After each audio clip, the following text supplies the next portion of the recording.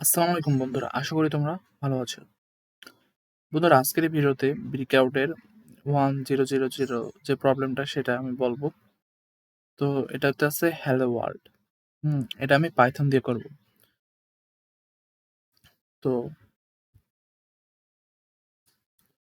এখানে আমার হইতে আছে যে পাইথন 311 এটা সিলেক্ট করতে হবে। তারপরে সিম্পলি হইতে আছে প্রিন্ট হ্যালো ওয়ার্ল্ড দিতে হবে।